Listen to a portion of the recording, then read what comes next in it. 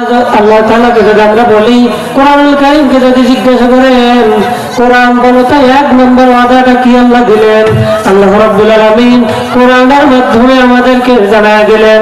আল্লাহ রাব্বুল আলামিন বলবেন, وَإِذْ تَعَذَّنَ رَبُّكُمْ لَئِنْ شَكَرْتُمْ لَأَزِيدَنَّكُمْ وَلَئِنْ كَفَرْتُمْ إِنَّ عَذَابِي لَشَدِيدٌ।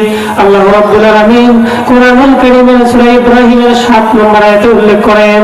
আল্লাহ রাব্বুল আলামিন বলেন, ওয়াইদ তাআযানা রাব্বুকুম, স্মরণ করো সেই সময়ের কথা, লাইন শাকারতুম লাযিদান্নাকুম, যেদিন তোমাদের রব ঘোষণা করে দিয়েছিলেন। কি ঘোষণা করে দিয়েছিলেন?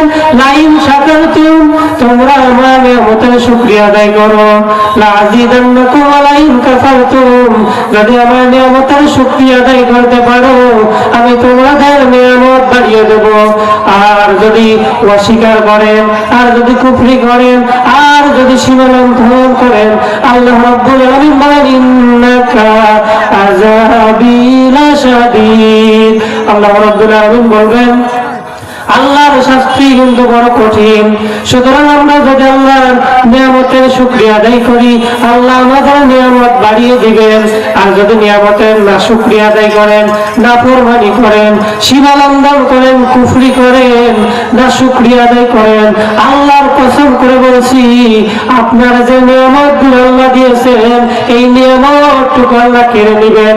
সুতরাং আমরা আল্লাহর যতটুকু নিয়ামত পেয়েছি, যতটুকু নিয়ামত আল্লাহ পেয়েছেন, এই যে আমরা যে সুস্থ আছি এটাও কিন্তু একটা নিয়ামত। আমাদের শরীর ঠিক আছে, এরপরে কিছু সম্পদ পেয়েছেন, আপনি যেটাই পেয়েছেন না কেন এটা কিন্তু আল্লাহর রহমত। কারণ কিয়ামতের দিন সুম্মা লাতুজআলুন্না ইয়াওমাইযিন আনিন নাঈম, আল্লাহ রাব্বুল আলামিন সূরা তাকাসুরের শেষের আয়াতে পাবেন। আল্লাহ রাব্বুল আলামিন বলেন, প্রত্যেকটা নিয়ামতের কিয়ামতের দিন প্রত্যেকটা নিয়ামতের পুঙ্খানুপুঙ্খভাবে হিসাব দিতে হবে। সুতরাং আমরা আল্লাহর যতটুকুই নিয়ামত পেয়েছি আমাদের উচিত হবে যতটুকুই নিয়ামত পেয়েছি এই নিয়ামতের শুকরিয়া আদায় করা।